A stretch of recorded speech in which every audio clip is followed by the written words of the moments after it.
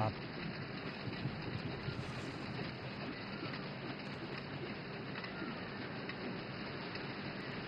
इन तस्वीरों में आप देख सकते हैं राष्ट्रपति द्रौपदी मुर्मू जो कि राष्ट्रपति भवन के प्रांगण से आगे अब बढ़ रही हैं नए संसद भवन की तरफ और उनकी दोनों तरफ राष्ट्रपति के अंगरक्षक, घुड़सवार अंगरक्षक का एक पूरा काफिला। और साथ ही साथ इन तस्वीरों में आप देख सकते हैं जयपुर कॉलम को भी, जो कि इस राष्ट्रपति भवन प्रांगण की एक अटूट और असीम पहचान के तौर पर देखा जाता है, जाना जाता है। फिलहाल धीरे धीरे राष्ट्रपति का ये कारवां आगे की तरफ बढ़ते हुए अब से कुछ देर बाद राष्ट्रपति संसद की संयुक्त बैठक को संबोधित करेंगी। अभिभाषण उनका होगा और उसके लिए राष्ट्रपति भवन से प्रस्थान करते हुए इन तस्वीरों में हम देख सकते हैं उनके काफिले। राष्ट्रपति के दोनों तरफ उनके घुड़सवार अंगरक्षक और अब ये काफिला, ये कारवां आगे विजय चौक की तरफ बढ़ता हुआ।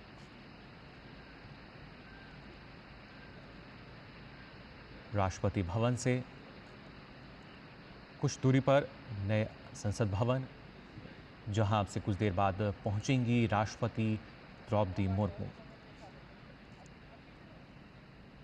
और आप देख सकते हैं इन तस्वीरों में भी दूर तक जो नज़र जा रही है वो भारत की पहचान के तौर पर देखा जाता है। राष्ट्रपति भवन या जो इंडिया गेट की हम बात करें, फिलहाल ये जो कारवां है आगे बढ़ते हुए धीरे धीरे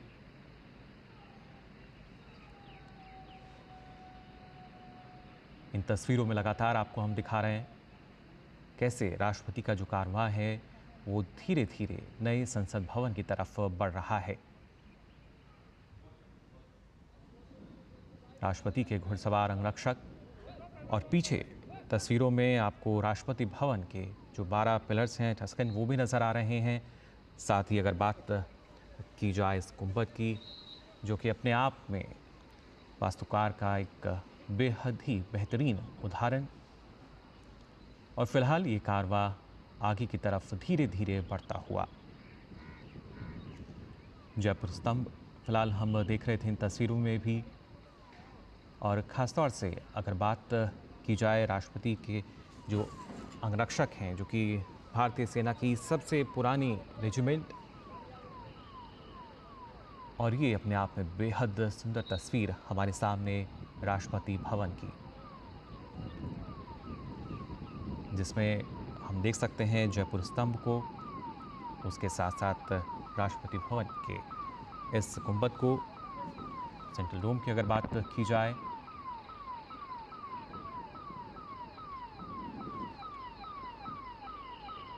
धीरे धीरे ये जो कारवां है आगे बढ़ रहा है नए संसद भवन की तरफ। राष्ट्रपति द्रौपदी मुर्मू, हमने देखा जब राष्ट्रपति भवन से उन्होंने प्रस्थान किया, उससे पहले राष्ट्रपति के जो अंगरक्षक हैं उन्होंने राष्ट्र सैल्यूट उनको दिया। और फिर ये कारवां राष्ट्रपति भवन से बाहर आकर आगे की तरफ धीरे धीरे बढ़ता हुआ हम देख सकते हैं।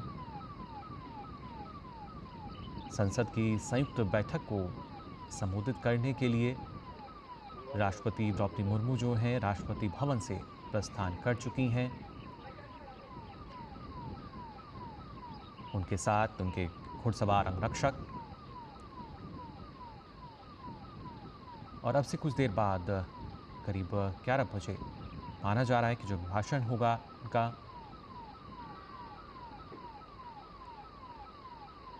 आप देख सकते हैं इन तस्वीरों में। इन तस्वीरों में सीधे तौर पर, हालांकि अब से पहले भी इस तरह की जो तस्वीरें हैं वो हमने देखी हैं, लेकिन हर बार ये तस्वीरें जो हैं अपने आप में काफ़ी अनूठी नज़र आती है। एक नयापन इन तस्वीरों में, वास्तुशिल्प का एक अद्भुत नमूना राष्ट्रपति भवन, और उसी से आगे अब प्रस्थान करता हुआ राष्ट्रपति द्रौपदी मुर्मू का ये कारवां।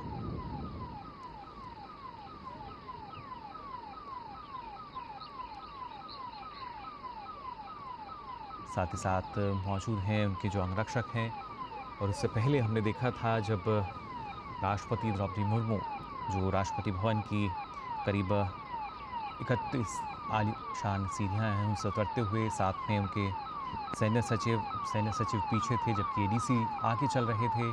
और अब ये जो कारवां है लगातार आगे की ओर बढ़ रहा है, विजय चौक की तरफ और फिर नए संसद भवन की तरफ।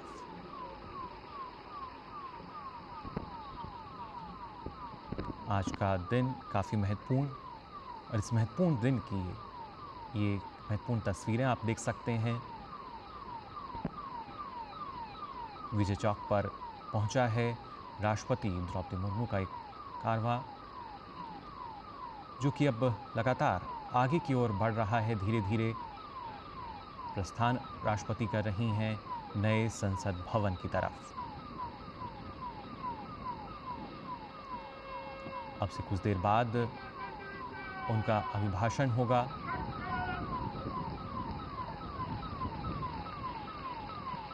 जहां पर संसद में संयुक्त बैठक जो है वो आयोजित की जाएगी। नई सरकार के गठन पर जो अभिभाषण होता है,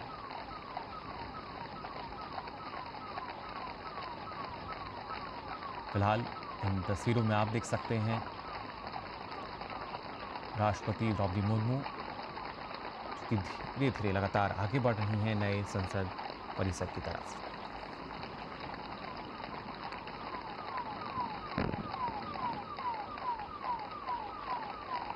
अपने आप में काफ़ी मनमोहक ये तस्वीरें, और ख़ासतौर से जिस तरीके से जो मौसम है वो भी आज खुशगवार नज़र आ रहा है।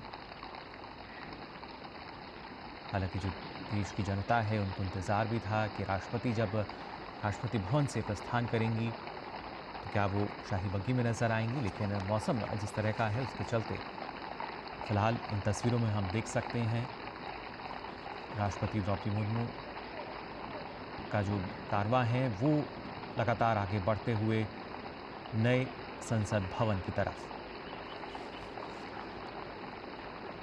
साथ ही राष्ट्रपति के घुड़सवार आरक्षक, जो कि भारतीय सेना की सबसे पुरानी रेजिमेंट,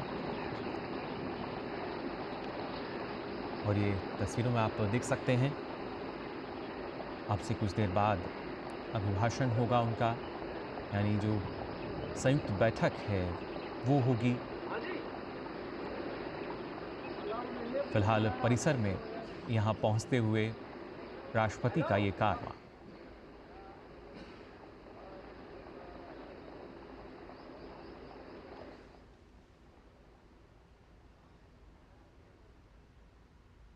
इन तस्वीरों में आप देख सकते हैं राष्ट्रपति भवन से जब प्रस्थान किया था, और अब संसद भवन में प्रवेश कर चुकी हैं। फिलहाल जो परिसर है इसमें राष्ट्रपति द्रौपदी मुर्मू।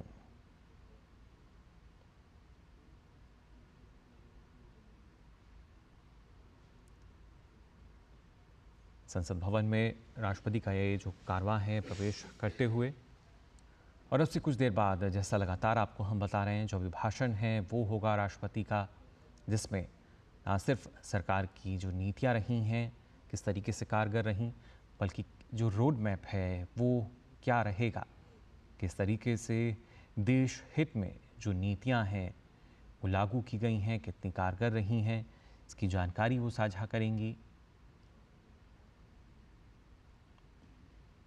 फिलहाल उनके अंगरक्षकों का ये काफिला जो लगातार आगे बढ़ रहा है परिसर में पहुंच चुकी हैं, और इन तस्वीरों में आप देख सकते हैं प्रधानमंत्री नरेंद्र मोदी, साथ ही उपराष्ट्रपति जगदीप धनखड़ को।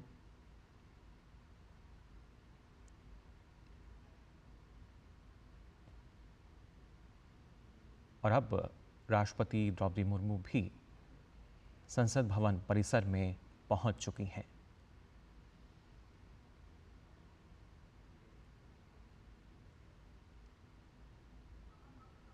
और यहाँ पर अगर देखा जाए जिस तरीके से पहले से ही इन तस्वीरों में मैंने आपको दिखाया, उपराष्ट्रपति जगदीप धनखड़, प्रधानमंत्री नरेंद्र मोदी जो हैं वो मौजूद हैं और इंतज़ार कर रहे हैं कि अब जो राष्ट्रपति हैं पहुंचेंगी यहाँ पर।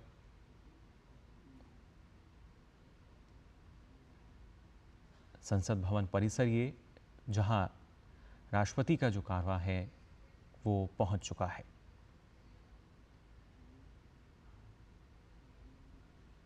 इन तस्वीरों में आप देख सकते हैं, सीधी तस्वीरें ये संसद भवन परिसर की, जहां पहुंच चुकी हैं राष्ट्रपति द्रौपदी मुर्मू।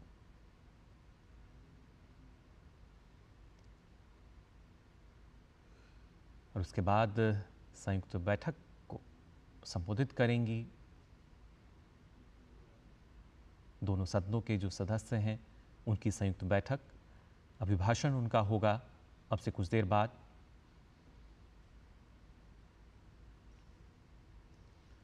और जब हम बात करते हैं हमारे देश की, खासतौर से ना सिर्फ संस्कृति विरासत, बल्कि उनमें से ये एक झलक फिलहाल हम देख भी पा रहे हैं। जो राष्ट्रपति का काफिला है वो अब फिलहाल संसद भवन परिसर में है।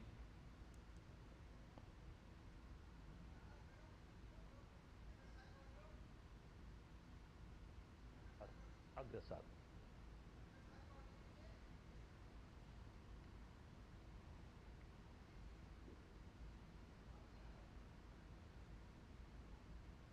ये राष्ट्रपति का वाहन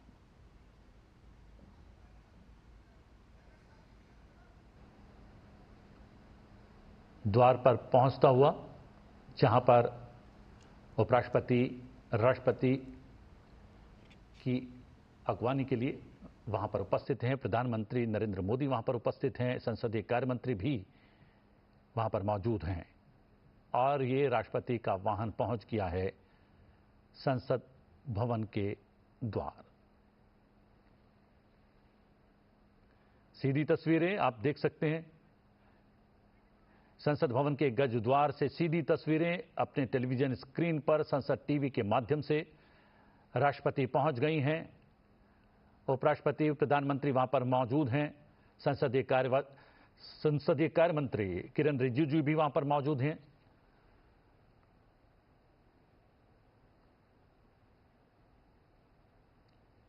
और राष्ट्रपति अपने वाहन से बाहर आए। उपराष्ट्रपति, प्रधानमंत्री, लोकसभा अध्यक्ष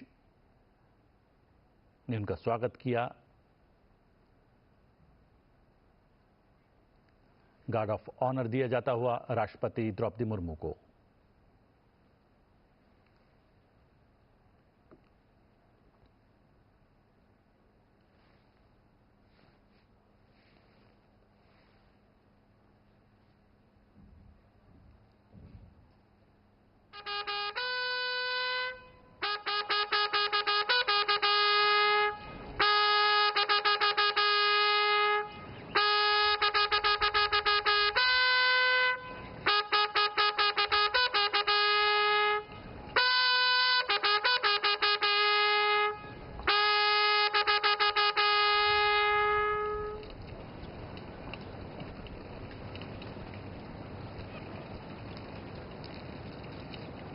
सलामी के पश्चात राष्ट्रपति संसद भवन के भीतर जाती हुई। उपराष्ट्रपति जगदीप धनखड़, प्रधानमंत्री नरेंद्र मोदी, लोकसभा अध्यक्ष ओम बिरला, संसदीय कार्य मंत्री किरण रिजिजू साथ में उपस्थित। और ये ऐतिहासिक सेंगोल, जी हां, पारंपरिक राजदंड सेंगोल की अगुवाई में निचले सदन यानी लोकसभा के कक्ष तक जाएंगी राष्ट्रपति द्रौपदी मुर्मू। ऐतिहासिक क्षण, ऐतिहासिक पल, ऐतिहासिक तस्वीरें सीधे संसद टीवी पर।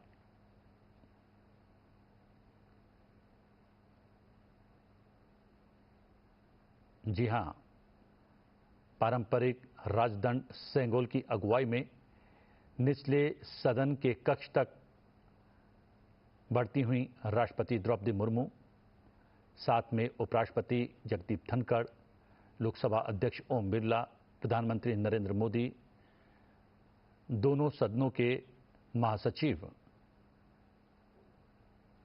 धीरे धीरे कदम लोकसभा की ओर बढ़ते हुए। पारंपरिक राजदंड सेंगोल की अगुवाई में निचले सदन के कक्ष तक पहुंचती हुई राष्ट्रपति द्रौपदी मुर्मू, आप देख सकते हैं उपराष्ट्रपति, लोकसभा अध्यक्ष, प्रधानमंत्री, संसदीय कार्य मंत्री किरण रिजिजू। महामहिम राष्ट्रपति जी,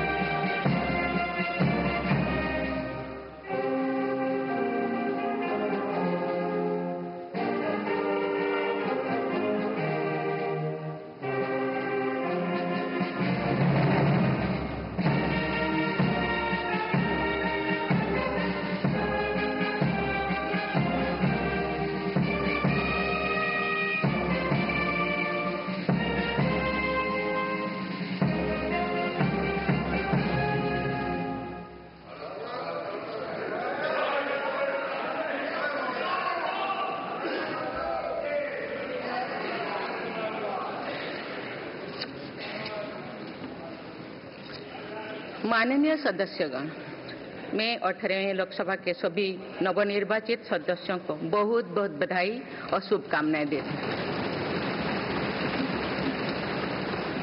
आप सभी यहाँ देश के मतदाताओं का विश्वास जीतकर आए हैं।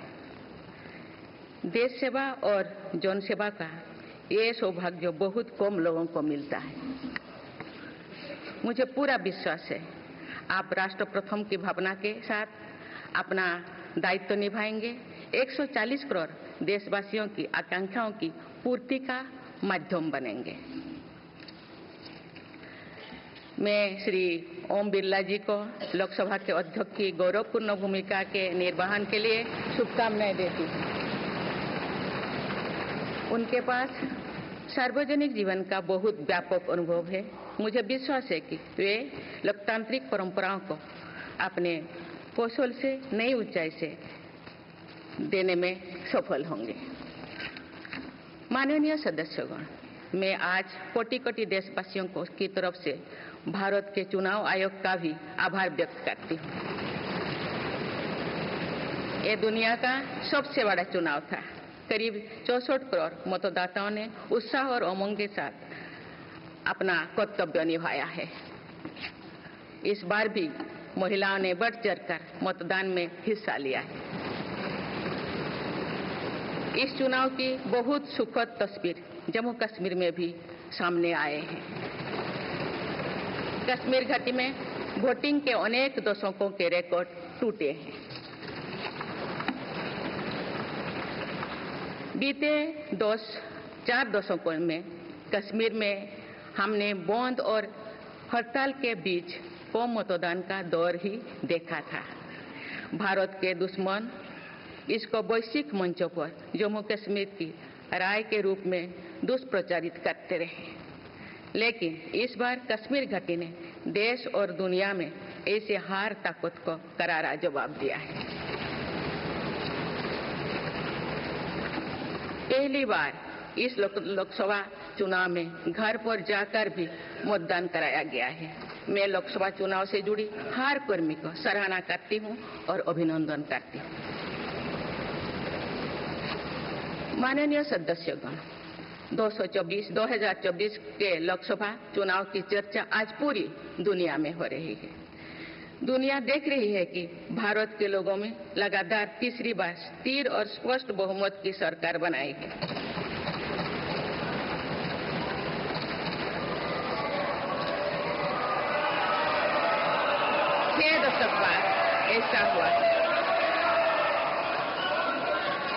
छह दशक बाद ऐसा हुआ है।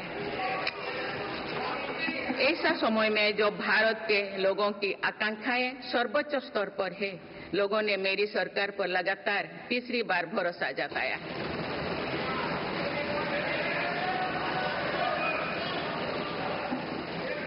भारत के लोगों को ये पूर्ण विश्वास है कि उनकी आकांक्षाएं सिर्फ मेरी सरकार ही पूरा कर सकती है।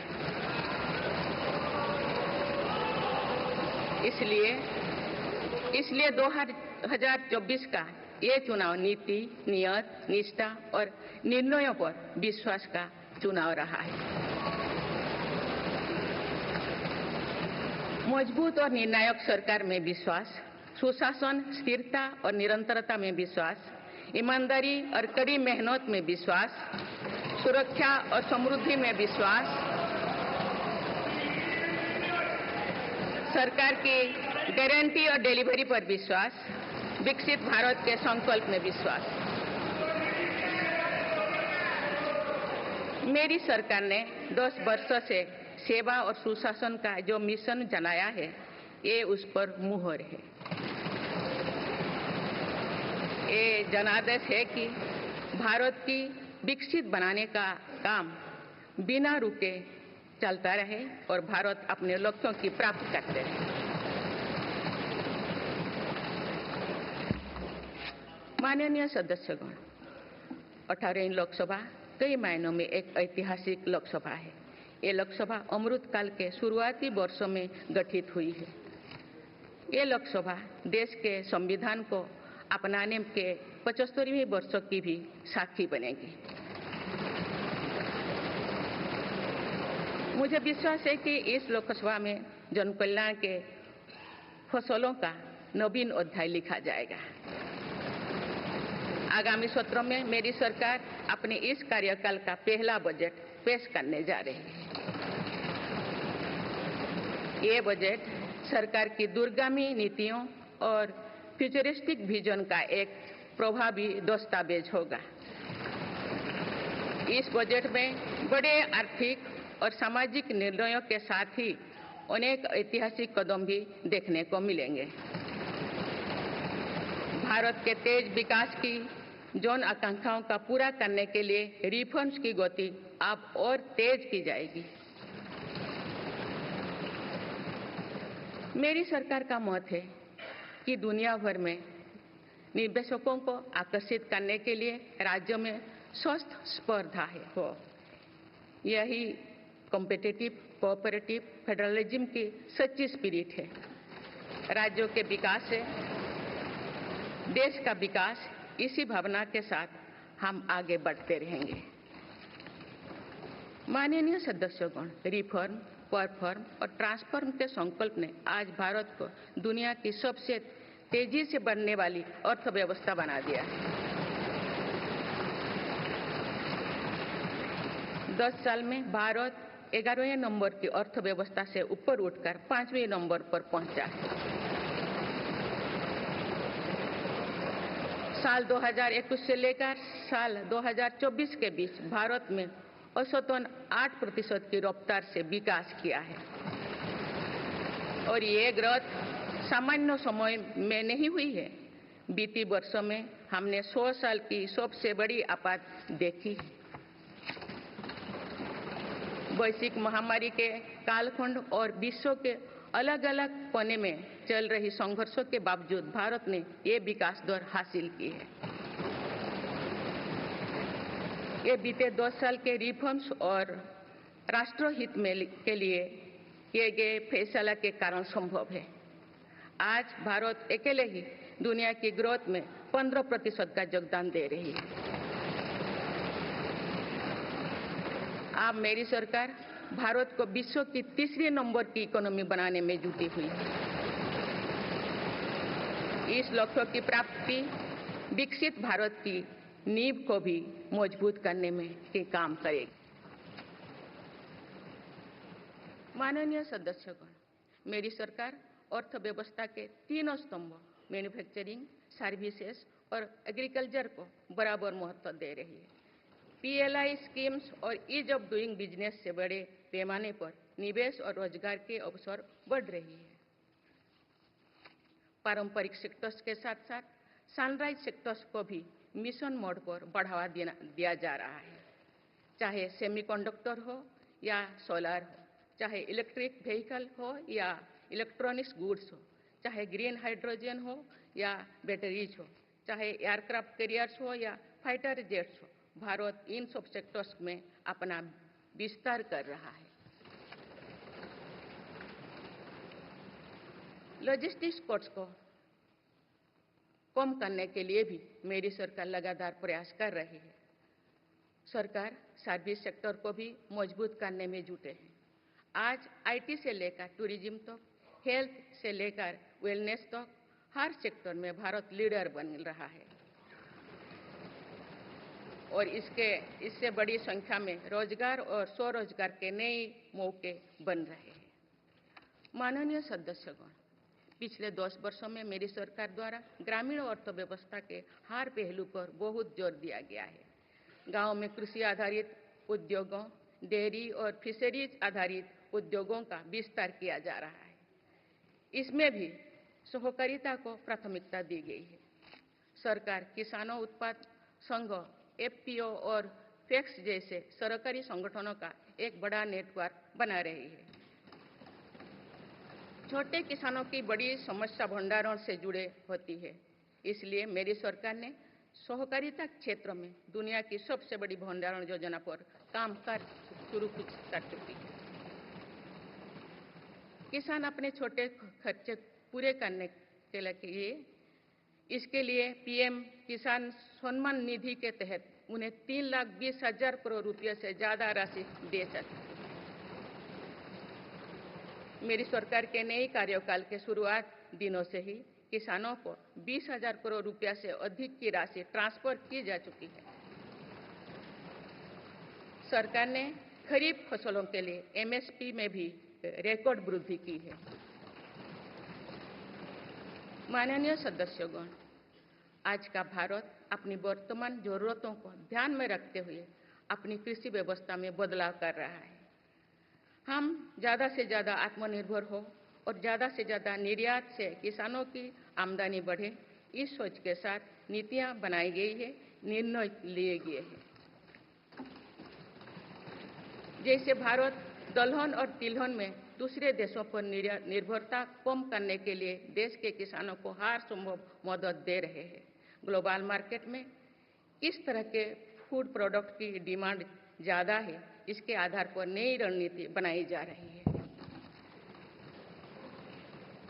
आजकल ऑर्गेनिक उत्पादों को लेकर दुनिया में डिमांड तेजी से बढ़ रही है। भारत के किसानों के पास इस डिमांड को पूरा करने के भरपूर क्षमता है। इसलिए सरकार प्राकृतिक खेती और इससे जुड़ी उत्पादों की सप्लाई चेन को सशक्त कर रही है। ऐसे प्रयासों से किसानों का खेती पर होने वाला खर्च भी कम होगा और उनकी आय भी और बढ़ेगी। माननीय सदस्यगण, आज का भारत दुनिया की चुनौतियां बढ़ाने के लिए नहीं बल्कि दुनिया को समाधान देने के लिए माना जाता है। विश्व बंधु के तौर पर भारत ने अनेक वैश्विक समस्याओं के समाधान को लेकर पहल की है।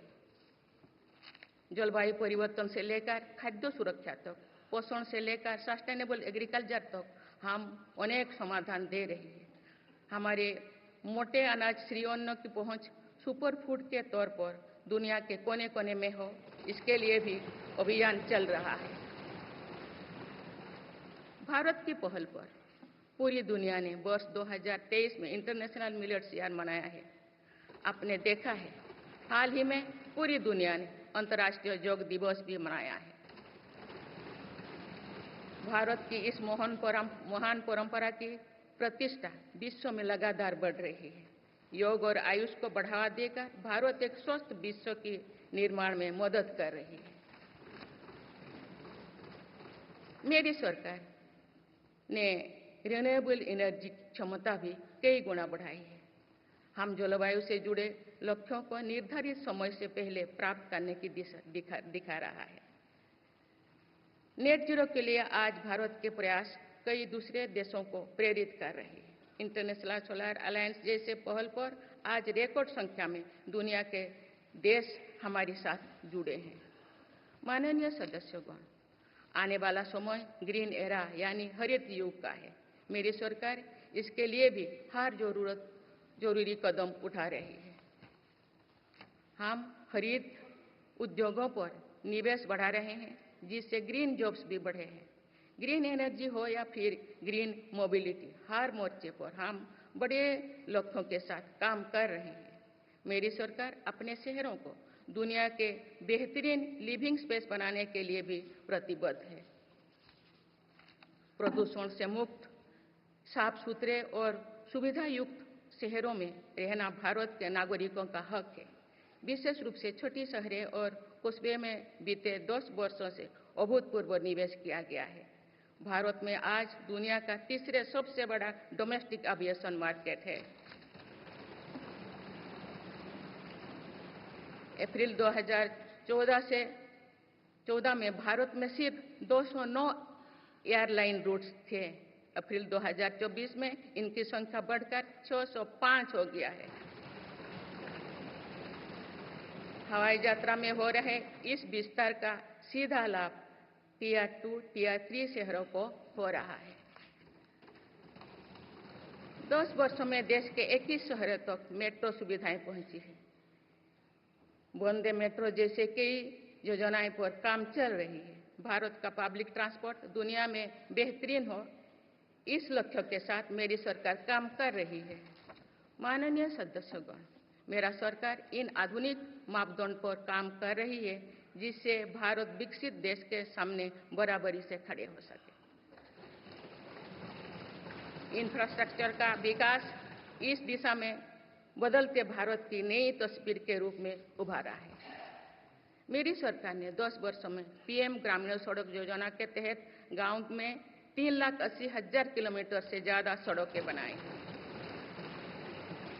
आज भारत में नेशनल हाईवेज और एक्सप्रेसवेज का जाल बिछ रहा है। नेशनल हाईवेज बनाने की गति में भी 2 गुनी से अधिक की वृद्धि हुई है। अहमदाबाद मुंबई के बीच हाई स्पीड रेल इकोसिस्टम का निर्माण कार्य भी तेजी से आगे बढ़ रहे हैं। मेरी सरकार ने उत्तर, दक्षिण और पूर्वी भारत के बुलेट ट्रेन कॉरिडोर्स के लिए फिजिबिलिटी स्टडीज शुरू करने का फैसला किया है। पहली बार देश में अंतर्देशीय जल मार्गों के विकास पर इतने व्यापक रूप से काम शुरू हुआ है। इसका बड़ा लाभ नॉर्थ ईस्ट को होगा।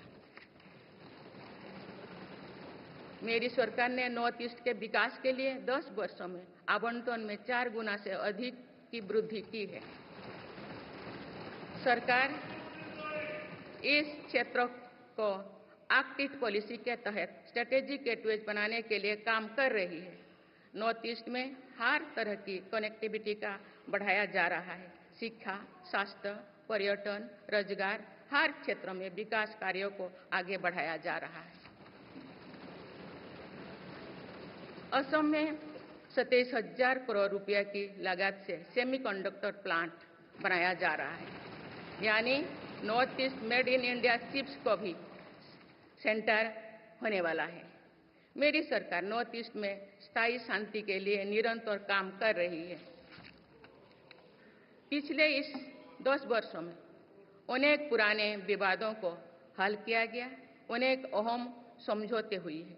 नॉर्थ ईस्ट में अशांत क्षेत्रों में तेज विकास करके चरणबद्ध तरीके से अवसर हटाने का काम भी जारी है।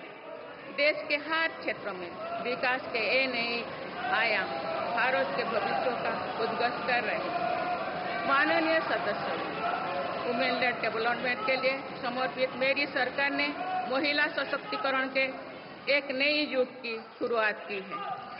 देश की नारी शक्ति लंबे समय तक लोकसभा और विधानसभा में अधिक भागीदारी की मांग कर रही थी। उनके पास नारी शक्ति बंधन अधिनियम की ताकत है। सरकार की योजनाओं की वजह से पिछले एक दशक में महिलाओं का आर्थिक सामर्थ्य बढ़ा है।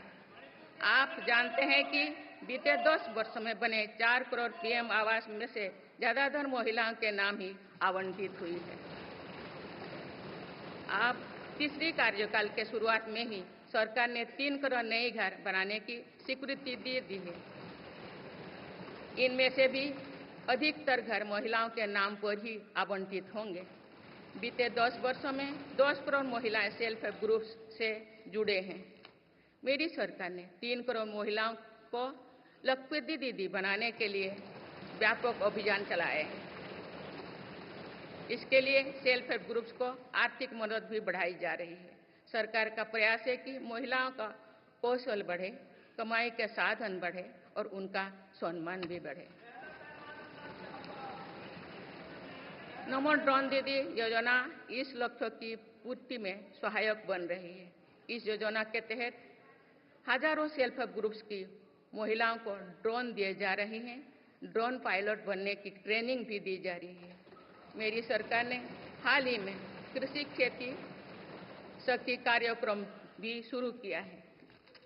इसके तहत अभी तक सेल्फ हेल्प ग्रुप्स की 30,000 महिलाओं को कृषि सखी के रूप में प्रमाण पत्र दिए गए हैं। कृषि सखियों को आधुनिक खेती की तकनीक में प्रशिक्षण किया जा रहा है ताकि वे कृषि को और आधुनिक बनाने में किसानों की मदद कर सकें।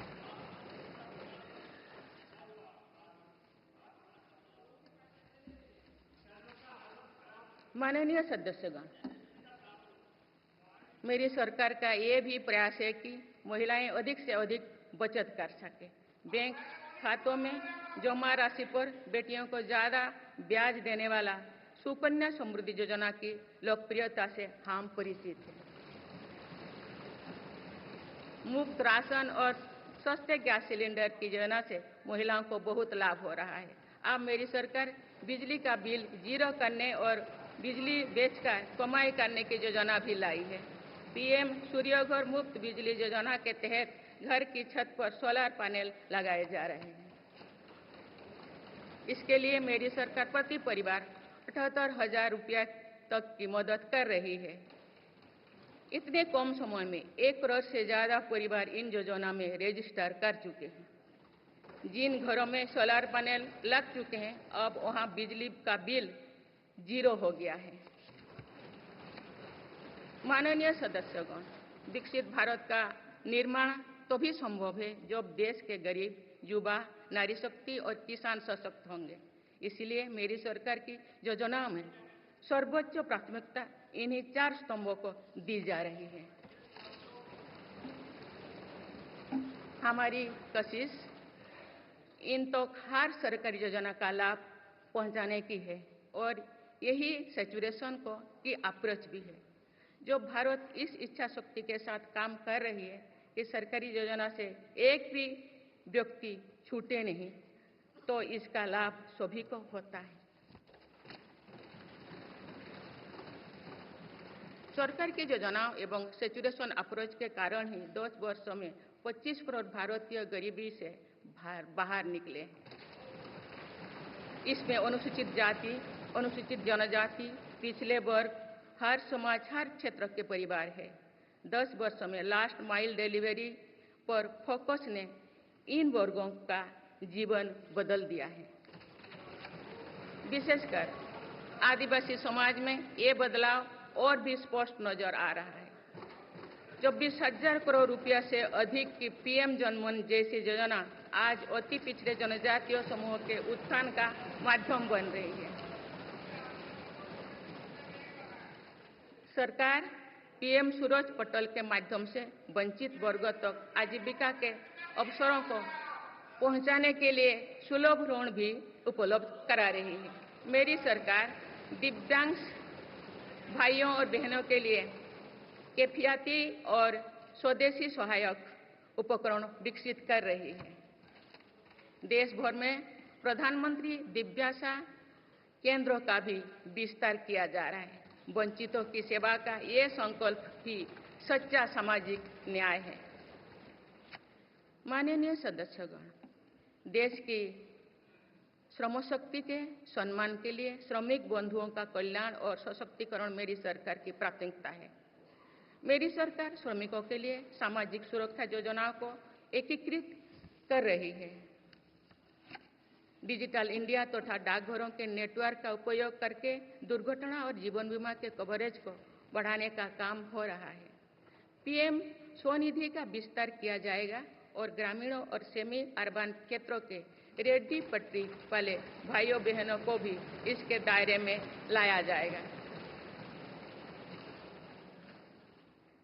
माननीय सदस्यगण, बाबा साहेब डॉक्टर भीमराव अंबेडकर का मानना था कि किसी भी समाज की प्रगति समाज के निचले तबके की प्रगति पर निर्भर करती है। पिछले 10 वर्षों में राष्ट्र की उपलब्धियों और विकास का आधार गरीब का सशक्तिकरण रहा है। मेरी सरकार ने पहली बार गरीब को ये एहसास करवाया कि सरकार उनकी सेवा में है। कोरोना के कठिन समय में सरकार ने 80 करोड़ लोगों को मुफ्त राशन देने के लिए पीएम गरीब कल्याण अन्न योजना शुरू की। इस योजना का लाभ उन परिवारों को भी मिल रहा है जो गरीबी से बाहर निकले हैं, ताकि उनके कदम वापस पीछे ना जाए। स्वच्छ भारत अभियान में भी गरीब के जीवन की गरिमा से लेकर उसके स्वास्थ्य तक का राष्ट्रीय महत्व का विषय बनाया है। पहली बार देश में करोड़ों गरीबों के लिए शौचालय बनाया गया है। ये प्रयास हमें आश्वस्त करते हैं कि देश आज महात्मा गांधी के आदर्शों का सच्चे अर्थों में अनुसरण कर रहा है। मेरी सरकार 55 करोड़ लाभार्थियों को आयुष्मान भारत योजना के तहत मुफ्त स्वास्थ्य सेवाएं भी उपलब्ध करवाए हैं। देश में 25,000 जन औषधि केंद्रों को खोलने का काम भी तेजी से चल रहा है। आप इस क्षेत्र में सरकार एक और निर्णय लेने जा रही है। अब आयुष्मान भारत योजना के तहत मुफ्त इलाज का लाभ 70 वर्षों से अधिक उम्र के सभी बुजुर्गों को भी मिलेगा।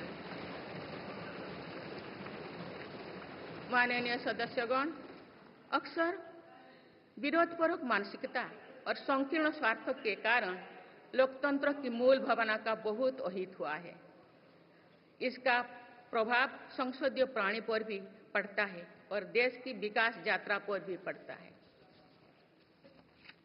देश में कई दशकों तक अस्थिर सरकार के दौर में कई सरकारें चाहते हुए भी ना रिफॉर्म कर पाए और ना ही आवश्यक निर्णय ले पाए। भारत की जनता ने निर्णायक बनकर इस स्थिति को बदला है। बीते 10 वर्षों में ऐसे अनेक रिफॉर्म्स हुई है जिनका बहुत लाभ देश को आज मिल रहा है।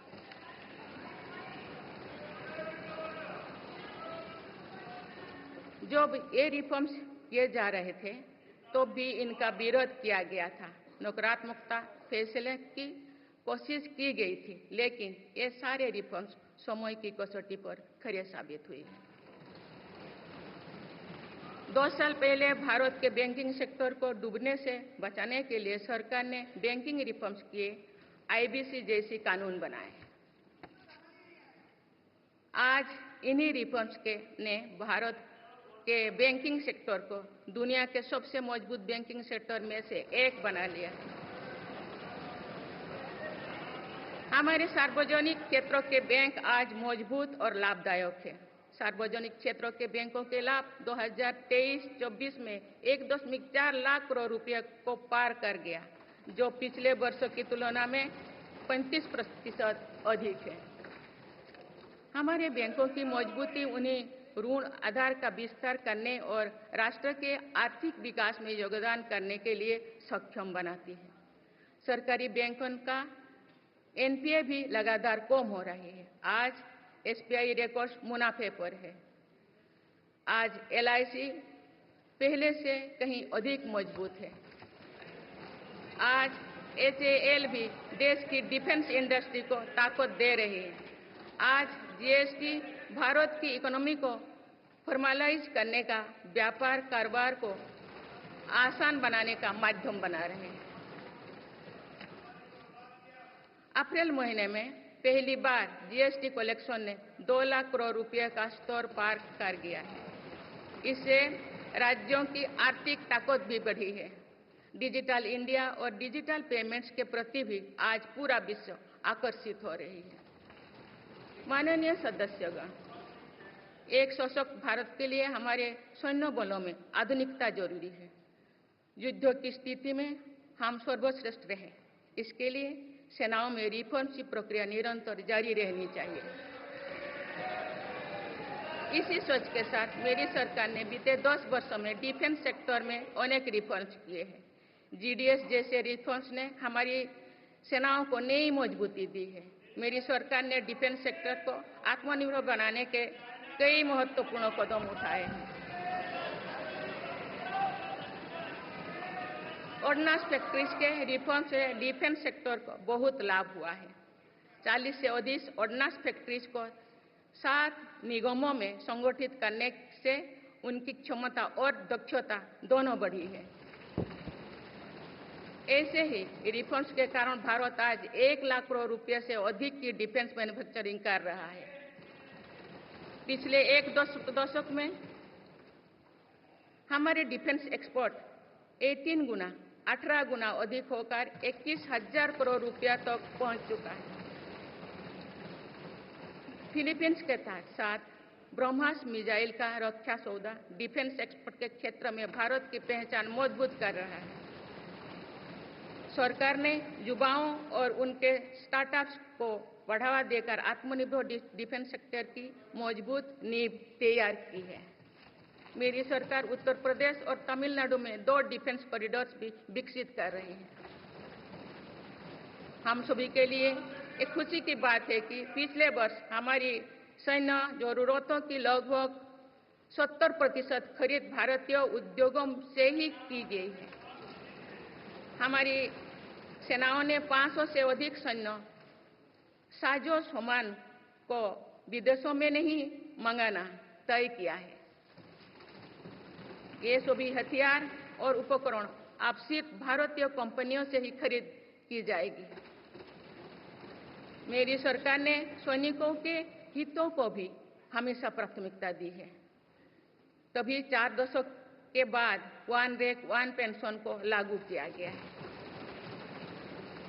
इसके तहत अब तक 1,20,000 करोड़ रुपया दिए जा चुके हैं। शहीद सैनिकों के सम्मान के लिए सरकार ने कर्तव्य पथ के एक छोर पर नेशनल वॉर मेमोरियल की स्थापना भी की है। ये प्रयास केवल वीर जवानों के प्रति कृतज्ञ राष्ट्र का नमन ही नहीं है, बल्कि राष्ट्र प्रथम की अनवरत प्रेरणा का स्रोत भी है। माननीय सदस्यगण, मेरी सरकार देश के हर युवा को बड़े सपने देखने और उन्हें साकार करने के लिए जरूरी माहौल बनाने में जुटी है। बीते 10 वर्षों में ऐसे हर अवरोध को हटाया गया है जिसके कारण युवाओं को परेशानी थी। पहले अपने ही प्रमाण पत्रों को अटेस्ट करने के लिए युवाओं को भटकना पड़ता था। अब युवा सेल्फ अटेस्टेड करने का काम कर रहे हैं। केंद्र सरकार की ग्रुप सी, ग्रुप डी भर्तियों से इंटरव्यू को खत्म किया गया है। पहले जो विद्यार्थी सिर्फ भारतीय भाषा में पढ़ाई करते थे, उनके साथ अन्याय की जाती थी। मेरी सरकार ने नई राष्ट्रीय शिक्षा नीति लागू कर इस अन्याय को दूर करने के लिए कदम उठाए हैं। युवाओं को अब भारतीय भाषा में इंजीनियरिंग की पढ़ाई का विकल्प भी मिला है। विगत 10 वर्ष में देश में 7 नई IIT, 16 ट्रिपल IIT, 7 IIM, 15 नए एम्स, 315 मेडिकल कॉलेज और 390 विश्वविद्यालय स्थापित किया गया है। मेरी सरकार इन संस्थानों को और मजबूत बनाकर आवश्यकता के अनुसार इनकी संस्था को भी बढ़ाएंगे। सरकार एक डिजिटल विश्वविद्यालय बनाने की दिशा में भी काम कर रही है। अटल टिंकरिंग लैब्स, स्टार्टअप इंडिया और स्टैंड अप इंडिया जैसे अभियान हमारे युवाओं का सामर्थ्य बढ़ा रहे हैं। इन्हीं प्रयासों से आज भारत दुनिया का तीसरा सबसे बड़ा स्टार्टअप इकोसिस्टम बन चुका है। माननीय सदस्यगण, सरकार का ये निरंतर प्रयास है कि देश के युवाओं को अपनी प्रतिभा दिखाने का उचित अवसर मिले। सरकारी भर्ती हो या फिर परीक्षाएं, सुनिए, परीक्षाएं किसी भी कारण से इनमें रुकावट आए, ये उचित नहीं है। इनमें शुचिता और पारदर्शिता बहुत जरूरी है। हाल ही में कुछ परीक्षाओं में हुई पेपर लीक की घटनाओं की निष्पक्ष जांच और दोषियों को कड़ी से कड़ी सजा दिलवाने के लिए मेरी सरकार प्रतिबद्ध है। इससे पहले भी हमने देखा है कि कई राज्यों में पेपर लीक की घटनाएं होती रही है। इस पर दलीय राजनीति से ऊपर उठकर देशव्यापी ठोस उपाय करने की जरूरत है। संसद ने भी परीक्षा में होने वाली गड़बड़ियों के विरुद्ध एक सख्त कानून बनाया है। मेरी सरकार परीक्षाओं से जुड़ी संस्थाओं, उनके कामकाज के तरीके, परीक्षा प्रक्रिया सभी में बड़ी सुधार करने की दिशा में काम कर रही है।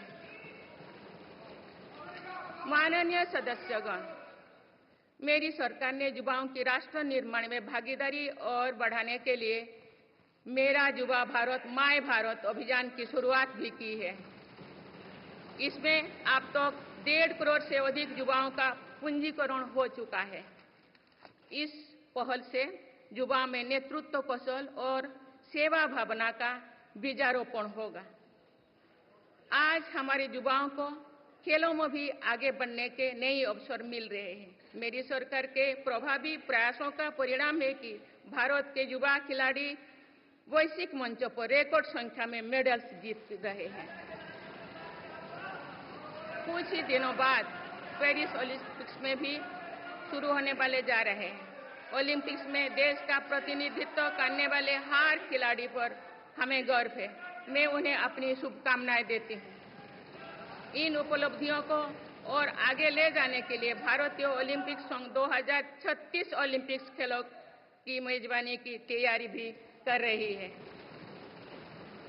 माननीय सदस्यगण, जुलाई की 1 तारीख से देश में भारतीय न्याय संहिता भी लागू हो जाएगी।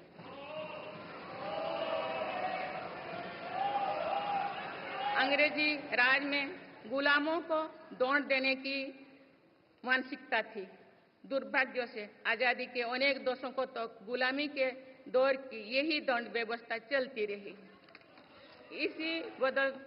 इसे बदलने की चर्चा अनेक दशकों से की जा रही थी, लेकिन ये साहस भी मेरी सरकार ने ही करके दिखाए हैं।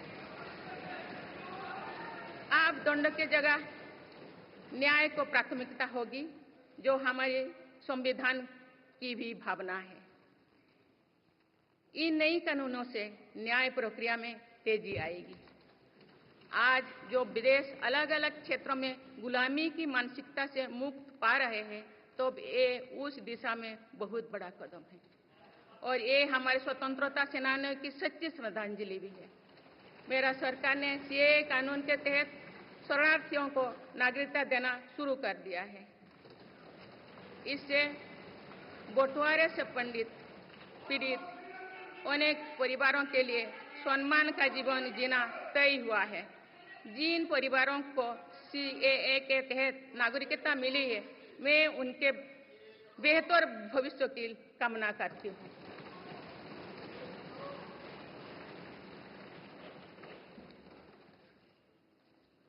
माननीय सदस्यगण, मेरी सरकार भविष्य निर्माण के प्रयासों के साथ ही भारतीय संस्कृति के वैभव और विरासत को फिर से स्थापित कर रही है। हाल में नालंदा यूनिवर्सिटी के भव्य कैंपस के रूप में इसमें एक नया अध्याय जुड़ा है। नालंदा सिर्फ एक यूनिवर्सिटी मात्र नहीं थी, बल्कि वे वैश्विक ज्ञान केंद्र के रूप में भारत के गौरवशाली अतीत का प्रमाण थी। मुझे विश्वास है कि नई नालंदा यूनिवर्सिटी भारत को ग्लोबल नॉलेज हब बनाने में सहायक सिद्ध होगी। मेरी सरकार का ये प्रयास है कि भावी पीढ़ियों को हजारों वर्षों की हमारी विरासत प्रेरणा देती है।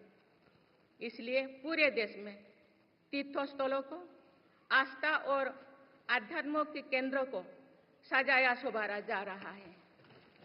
माननीय सदस्यगण, मेरी सरकार विकास के साथ ही विरासत पर भी उतना ही गर्व करते हुए काम कर रही है। विरासत पर गर्व का ये संकल्प आज अनुसूचित जाति, अनुसूचित जनजाति, वंचित वर्ग और सर्व समाज के गौरव का प्रतीक बन रहा है। मेरी सरकार ने भगवान बिरसा मुंडा के जन्म दिवस को जनजातीय गौरव दिवस के रूप में मनाने की शुरुआत की है।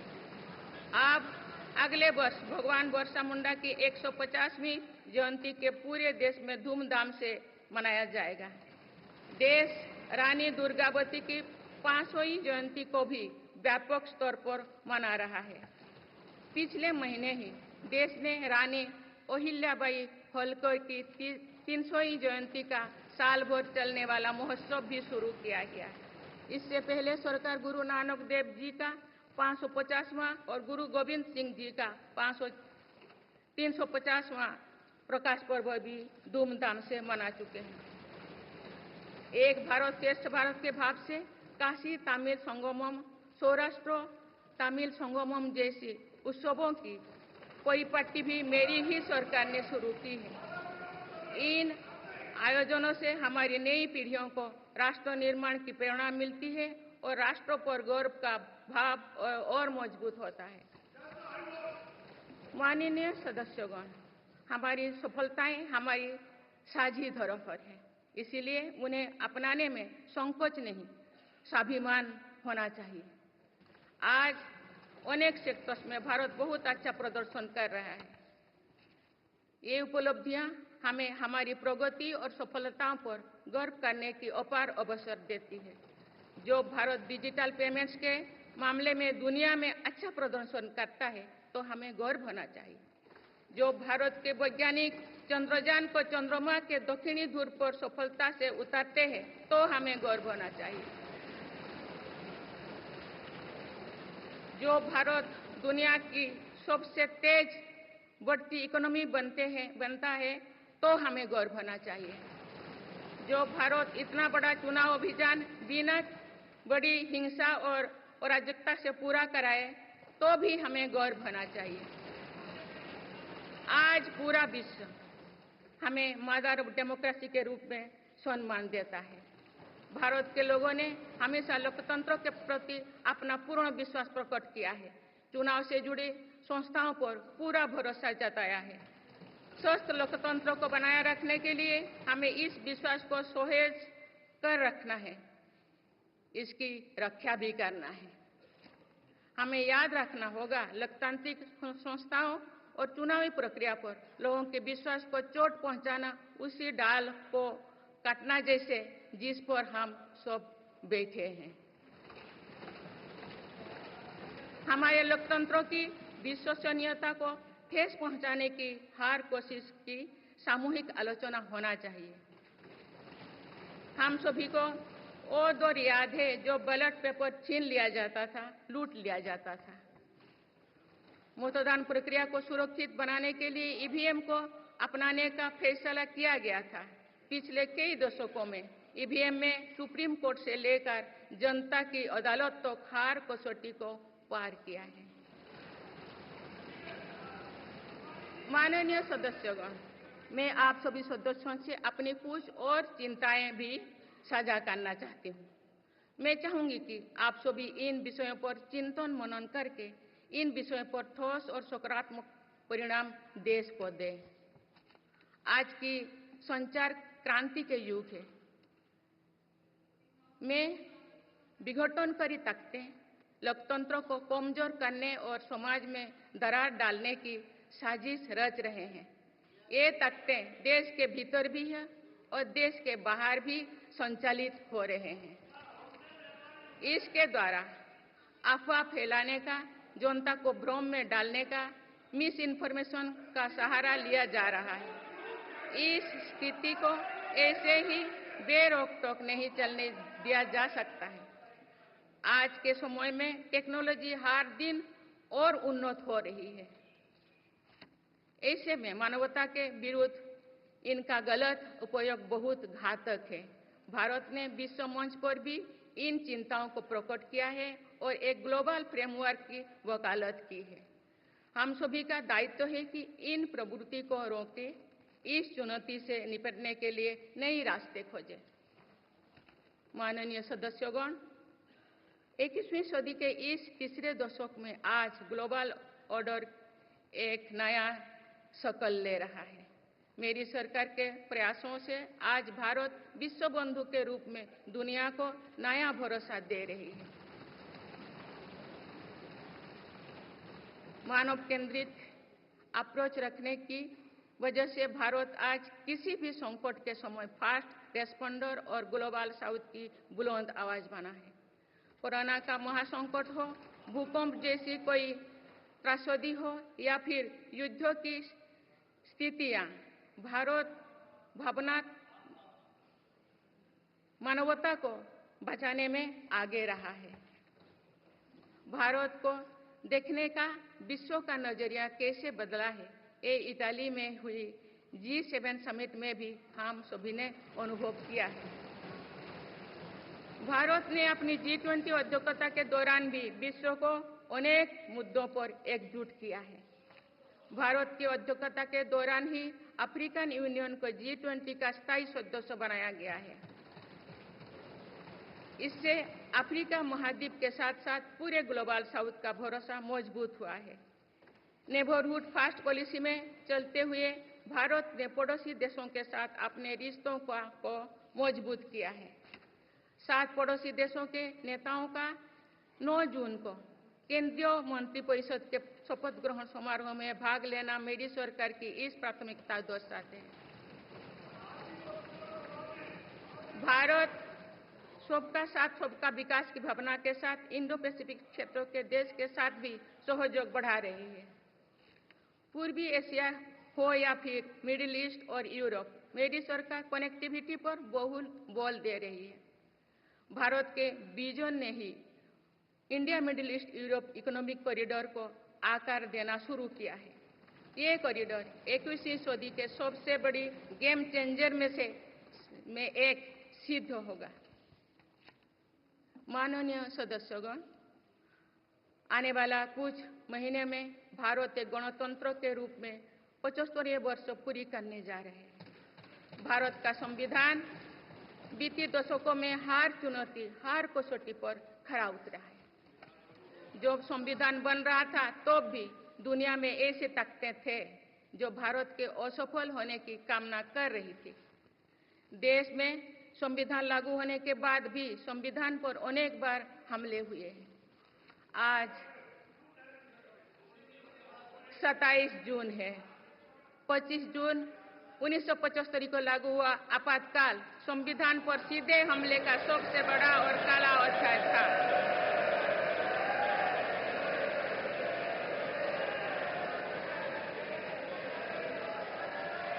तो पूरे देश में हाहाकार मच गया था, लेकिन ऐसी असंवैधानिक ताकतों पर देश ने विजय प्राप्त करके दिखाया, क्योंकि भारत के मूल में गणतंत्र की परंपराएं रही है। मेरी सरकार भी भारत के संविधान को सिर्फ राजकाज का माध्यम भर नहीं मानती, बल्कि हमारा संविधान जन चेतना का हिस्सा हो, इसके लिए हम प्रयास कर रहे हैं।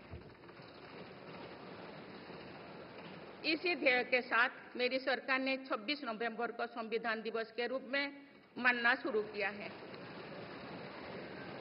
अब भारत के उस भूभाग हमारे जम्मू कश्मीर में भी संविधान पूरी तरह लागू हो गया है, जहां आर्टिकल 370 की वजह से स्थितियां कुछ और थी। माननीय सदस्यगण, राष्ट्र की उपलब्धियों के निर्धारण इस बात से होता है कि हम अपने दायित्वों का निर्वहन कितनी निष्ठा से कर रहे हैं। 18 लोकसभा में कई नए सदस्य पहली बार संसदीय प्रणाली का हिस्सा बने हैं। पुराने सदस्य भी नए उत्साह के साथ आए हैं। आप सभी जानते हैं कि आज का समय हर प्रकार से भारत के लिए बहुत अनुकूल है। आने वाले वर्षों में भारत की सरकार और संसद का क्या निर्णय लेती है, क्या नीतियां बनाती है, इस पर पूरा विश्व की नजर है। इस अनुकूल समय का अधिक से अधिक लाभ देश को मिले, ये दायित्व सरकार के साथ साथ संसद के हर सदस्य का भी होना चाहिए। पिछले 10 वर्षों में जो रिफॉर्म्स हुई है, जो नया आत्मविश्वास देश में आया है, इससे हम विकसित भारत बनाने के लिए नई गति प्राप्त कर चुके हैं। हम सभी को ये हमेशा ध्यान रखना है कि विकसित भारत का निर्माण देश के हर नागरिक की आकांक्षा है, संकल्प भी है। इस संकल्प की सिद्धि में अवरोध पैदा ना हो, ये हम सभी का दायित्व है भी, कर्तव्य भी है। नीतियों का विरोध और संसदीय कामकाज का विरोध दो भिन्न बातें हैं। जब संसद सुचारू रूप से चलती है, जब यहाँ स्वस्थ चर्चा परिचर्चा होती है, जब दूरगामी निर्णय होते हैं, तब लोगों का विश्वास सिर्फ सरकार ही नहीं, पूरी व्यवस्था पर बनता है।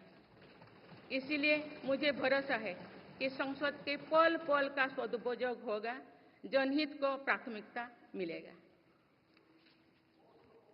माननीय सदस्यगण, हमारे वेदों में हमारे ऋषियों ने हमें कुछ नीति वाणी दिए हैं, जैसे कि समान मंत्र हो समिति ही समानी की प्रेरणा दी है। अर्थात हम एक समान विचार और लक्ष्य लेकर एक साथ काम करें। यही इस संसद की मूल भावना है। इसलिए जब भारत तीसरी नंबर की इकोनॉमी बनेगा, तो देश की इस सफलता में आपकी भी सहभागिता होगी। हम जब 2027 में आजादी की शताब्दी का उत्सव विकसित भारत के रूप में मनाएंगे, तो इस पीढ़ी को भी श्रेय मिलेगा। आज हमारे युवाओं में जो सामर्थ्य है, आज हमारे संकल्प में जो निष्ठा है, हमारी जो असंभव सी लगने वाली उपलब्धियां हैं, ये इस बात का प्रमाण है कि आने वाला दौर भारत का दौर है।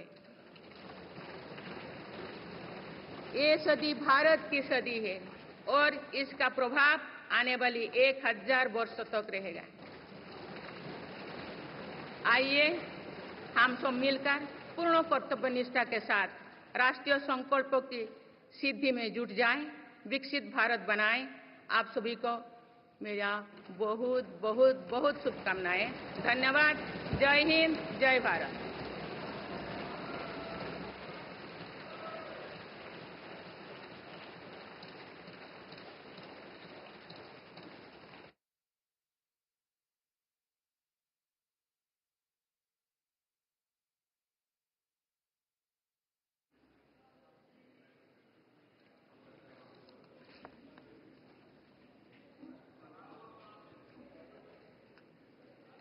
Honorable President, honorable members, I seek to read some parts from the English version of Honorable President's address, and the rest may be considered as read. Honorable members, I extend my heartiest congratulations and best wishes to all the newly elected members of the 18th Lok Sabha. I wish Sri Om Birla Ji the very best for performing his exalted role as the Speaker of the Lok Sabha. Honorable members, I also express my gratitude to the Election Commission of India on behalf of crores of Indians today. This was the largest election in the world. The Kashmir Valley has broken all records of voter turnout in decades. Honorable members, the world is witnessing that the people of India have elected a stable government with clear majority consecutively for third term. Honorable members, this Lok Sabha will also witness to the 75th year of adoption of the Constitution of India. Honorable members, the resolve to perform, reform and transform has made India the fastest growing economy in the world today. In 10 years, India has risen to become the 5th largest economy from being an 11th ranked economy. Honorable members, in the last 10 years, my government has given great emphasis on every aspect of rural economy. To enable farmers to meet their small expenses, more than rupees 3,20,000 crore have been disbursed to them under PM Kisan Samman Nidhi. Honorable members, the future belongs to Harit Yug or Green Era. My government has increased the allocation for the development of Northeastern region by more than 4 times in the last 10 years.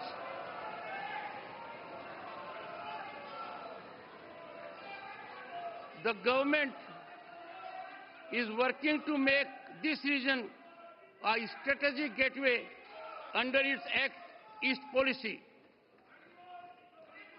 Honorable members, my government, which is committed to women-led development, has started a new era of women empowerment. Today, they stand empowered by the enactment of Nari Shakti Vandan Adhiniyam. Honorable members, Baba Sahib Dr. Bhimrao Ambedkar said, I quote, "Progress of any society depends on the progress of the poorest sections of the society," unquote. Empowerment of the poor has been at the foundation of the achievements and progress of the nation in last 10 years. Honorable members, often due to adversarial mindset and narrow selfishness, the basic spirit of democracy has been greatly undermined. It affects the parliamentary system as well as development journey of the nation. The people of India have now changed this situation by their decisive mandate. Honorable members, modernization of our armed forces is essential for a strong India. In the last decade, our defense exports have increased more than 18 times to the level of rupees 21,000 crore. Honorable members, for further increasing the participation of youth in the nation building, my government has launched Mera Yuva Bharat campaign. So far, more than 1.5 crore youth have registered for it. Today, our youth is getting new opportunities to move forward in sports as well. Due to effective efforts of my government, young Indian players are winning a record number of medals at global platforms. Honorable members, the Bharatiya Nyaya Samhita will come into force in the country from 1st of July. During the British regime, there was a mindset to punish the subjects. Now justice will get priority over punishment, which also conforms to the spirit of our Constitution. These new laws will speed up the judicial process. My government has started granting citizenship to refugees under the CAA. Honorable members, the global order is taking a new shape in the third decade of 21st century. The way the world now views India was evident during the G7 summit held in Italy. India has brought the world together on various issues during her G20 presidency. Honorable members, in the ensuing few months, India is going to complete 75 years as a republic. The Constitution of India has stood up to every challenge and every test in the past decades. Even when the Constitution was in the making, there were forces in the world who wished India to fail. Even after the Constitution came into force, it was attacked many times. Today is 27th June. Imposition of emergency on 25th June 1975 was the biggest and darkest chapter of direct attack on the Constitution. The entire country felt outraged, but the country emerged victorious over such unconstitutional forces, as the traditions of the Republic lie at the core of India. My government also does not consider the Constitution of India as just a medium of governance. Rather, we are making efforts to ensure that our Constitution becomes a part of public consciousness. Now, the Constitution has also come into force fully in that part of India, our Jammu and Kashmir, where conditions were different due to Article 370.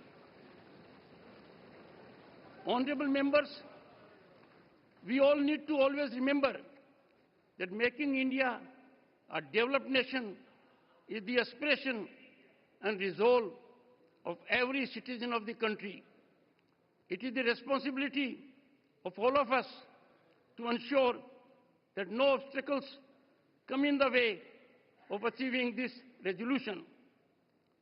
Opposition of policies and obstruction of parliamentary functioning are two different things. When Parliament conducts business smoothly, when healthy deliberations take place here, when far-reaching decisions are taken, then the people repose confidence not only in the government, but also in the entire system. Therefore, I am confident that every moment of Parliament will be fully utilized. Public interest will be given priority. Honorable members, this century is India's century, and its impact will last for 1,000 years to come. Let us all together, with full devotion to our duties, get actively involved in fulfilling national resolutions and make India a developed nation. Best wishes to all of you. Thank you. Jai Hind, Jai Bharat.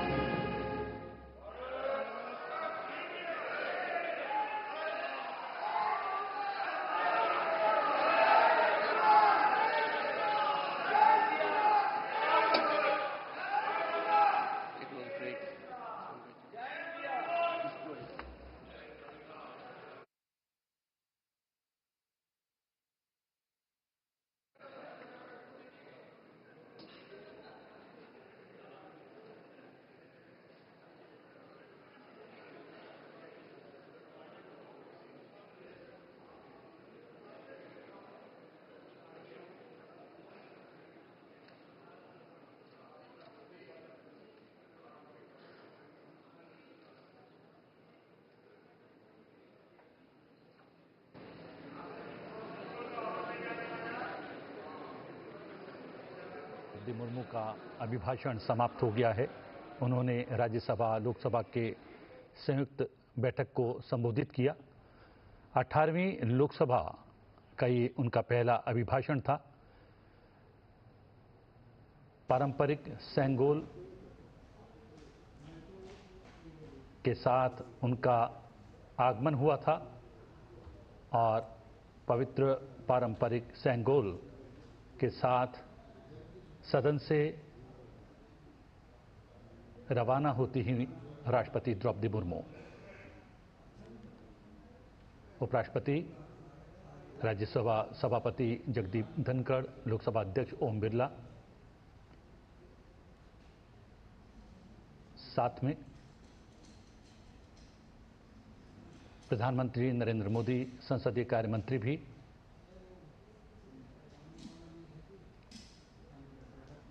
राष्ट्रपति संसद भवन से निकलकर बाहर आती हुई और राष्ट्रपति भवन की ओर प्रस्थान करेंगी।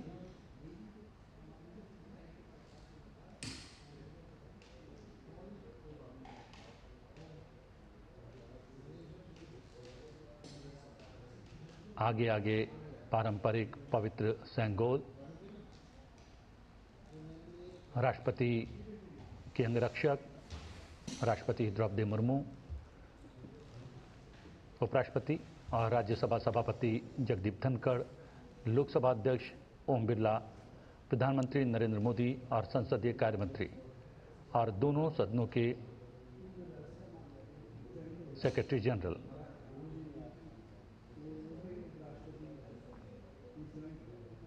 एक परंपरा का निर्वाह करते हुए राष्ट्रपति द्रौपदी मुर्मू का अभिभाषण समाप्त हुआ और उनके अभिभाषण के प्रमुख बिंदुओं का अंग्रेजी में उपराष्ट्रपति जगदीप धनखड़ ने अनुवाद सदन के भीतर प्रस्तुत किया। राष्ट्रपति द्रौपदी मुर्मू अपने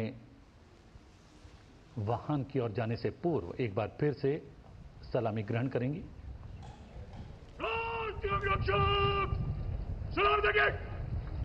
Russian salute! Modern set!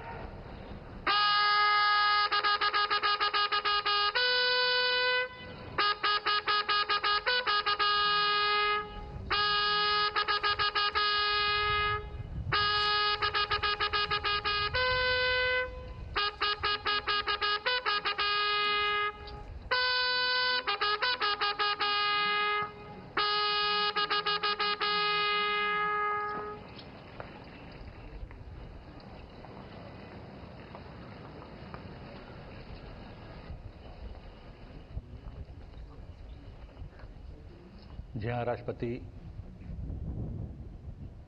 संसद भवन से निकली, सलामी ग्रहण की और अपने वाहन में जाती हुई और एक बार फिर से राष्ट्रपति का कारवां संसद भवन से निकलकर पहुंचेगा राष्ट्रपति भवन।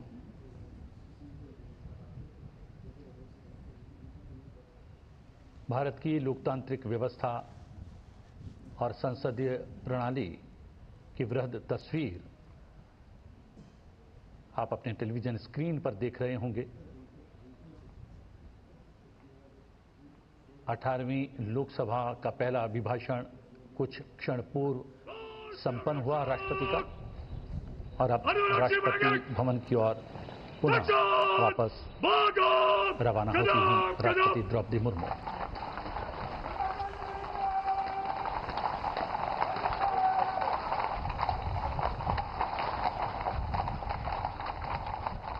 घोड़ों की टाप आपको सुनाई दे रही होगी।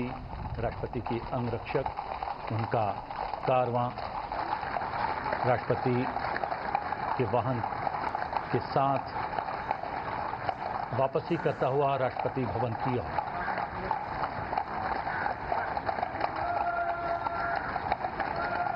आज राष्ट्रपति द्रौपदी मुर्मू ने अभिभाषण दिया, राज्यसभा और लोकसभा के संयुक्त सत्र को संबोधित किया, जिसमें उन्होंने नवनिर्वाचित सरकार की प्राथमिकताओं को सामने रखा गत 10 वर्षों में क्या कुछ किया है एनडीए सरकार ने, उसको एक बार दोहराया और सरकार के संकल्प को भी बताया कि राष्ट्र निर्माण के लिए क्या कुछ सरकार अपने 5 वर्ष के इस नए कार्यकाल में करने वाली है। राष्ट्रपति के पश्चात उपराष्ट्रपति भी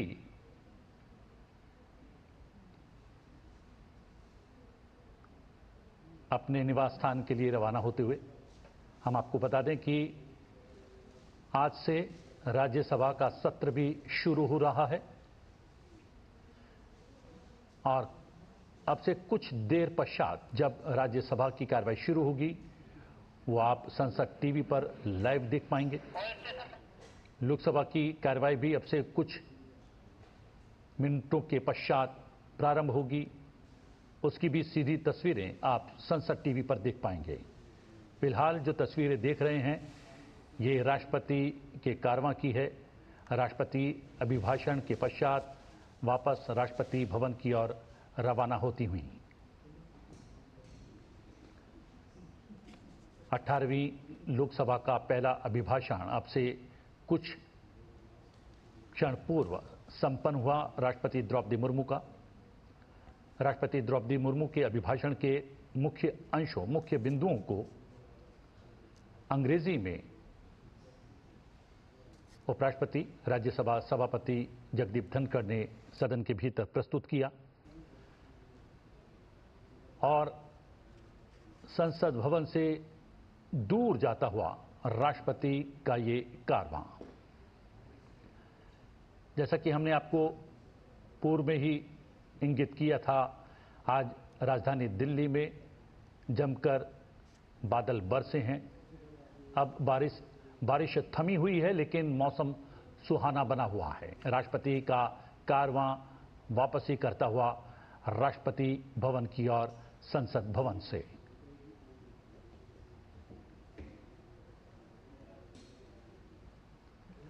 राष्ट्रपति ने अपने अभिभाषण में नवनिर्वाचित सरकार की प्राथमिकताओं को सामने रखा, सरकार का संकल्प दोहराया, सरकार किस प्रकार पंक्ति में अंतिम खड़े हुए व्यक्ति तक विकास की बयार पहुंचाने के लिए प्रयासरत रहेगी, क्या कुछ नीतियां, योजना, परियोजनाएं सरकार के द्वारा लाई जाएगी, उस ब्लूप्रिंट को भी अपने अभिभाषण में उन्होंने प्रस्तुत किया।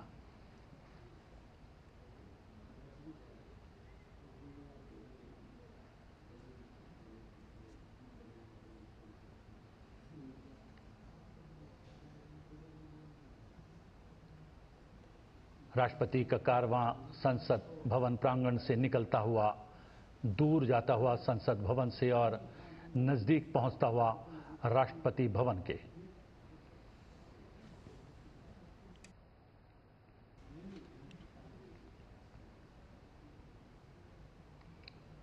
अठारहवीं लोकसभा का पहला अभिभाषण राष्ट्रपति का आज हुआ और अभिभाषण संपन्न करने के पश्चात राष्ट्रपति द्रौपदी मुर्मू संसद भवन से निकलकर राष्ट्रपति भवन की ओर जाती हुईं।